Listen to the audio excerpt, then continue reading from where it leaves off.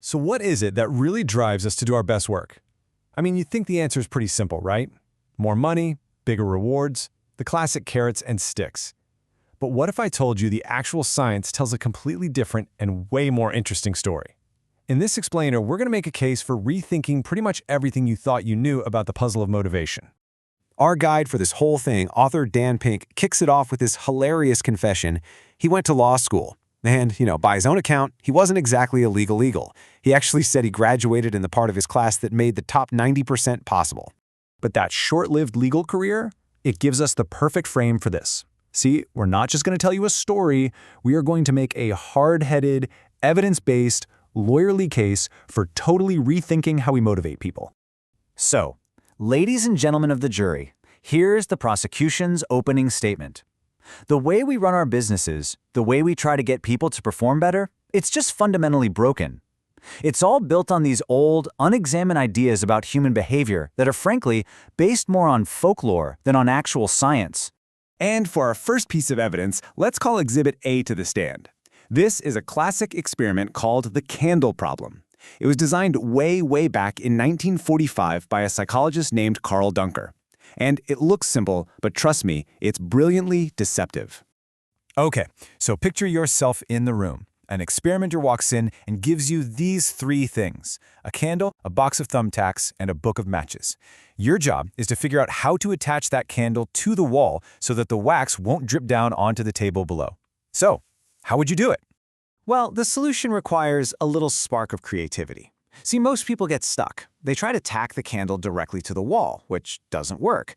The key is you have to overcome what psychologists call functional fixedness. That's just a fancy way of saying we get stuck seeing objects only for their most common use. You have to see that box not just as a thing that holds tacks, but as a potential shelf for the candle. Now this is where it gets really interesting. A scientist named Sam Glucksberg used this exact problem to test how well incentives work. He brought in two groups of people. The first group, he just timed them to see how long it took on average. But the second group? He offered them a cash prize, up to $20 for the fastest times. That should work, right? A pretty good motivator. So here's the big question.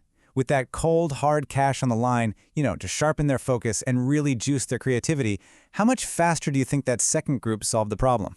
The answer is absolutely mind-blowing. The group that was offered the money took on average 3.5 minutes longer. Yeah, slower. This flies in the face of everything we think we know about motivation. You want people to perform better, you offer them a reward. That's business 101. But in this case, the reward actually dulled their thinking and completely blocked their creativity. So what on earth is going on here? Well, it turns out this isn't some weird fluke. This result has been proven again and again for over 40 years. And it points to this massive, fundamental mismatch between what science knows and what business actually does. Okay, here's the secret. So much of the work in the 20th century was algorithmic. You just followed a set of instructions, like a recipe. And for that kind of work, if-then rewards, if you do this, then you get that, they work great. They help us focus. But today, so much of our work is heuristic, more like the candle problem, where there's no clear path and you have to experiment to find the solution. And for that kind of creative work, those same rewards give us tunnel vision, and we totally miss the answer that's staring us right in the face. And the evidence for this is just overwhelming. I mean, economists at MIT found that as soon as a task requires even the most basic cognitive skill, bigger rewards lead to worse performance. They even did the study in rural India. And guess what? The group that was offered the highest reward performed the worst of all. And then you've got the London School of Economics. They looked at 51 different corporate pay-for-performance plans and found they often do more harm than good. So here's the bottom line. Our businesses are essentially running on an old, outdated operating system. We're trying to solve these complex 21st century creative problems using these clunky 20th century tools that science has proven again and again just don't work. But, and this is a big but, here's the good news. The same science that pointed out the problem has also given us the solution. It's a totally new approach, a new operating system for motivation. And it's not built on external stuff like carrots and sticks. It's built on our own powerful, internal, intrinsic drives. So, the first piece of this new system is autonomy. This is that deep-seated need we all have to be in the driver's seat of our own lives. We want control over what we do, when we do it, and how we do it. It's about getting people engaged, not just making sure they're compliant. Next up is mastery. You know that feeling when you're learning guitar or a new language and you just want to keep getting better? That's mastery. It's the simple, human desire to improve our skills at something we actually care about. The progress itself is the reward. And finally, we have purpose. This is the big one. It's that yearning to feel like what we do contributes to something bigger than just us. When our work has real meaning, when it feels important, that becomes one of the most powerful motivators there is. All right, time for our closing argument. And for this, we're going to look at the ultimate real-world showdown, a head-to-head battle that pitted the old model of motivation against the brand new one. Think of it as the Ali Frazier of motivation. In one corner, you had Microsoft Encarta. This was the classic extrinsic model, right? They paid well-educated professionals to write and edit articles with well-compensated managers overseeing the whole thing. And in the other corner, you had Wikipedia, a completely different model.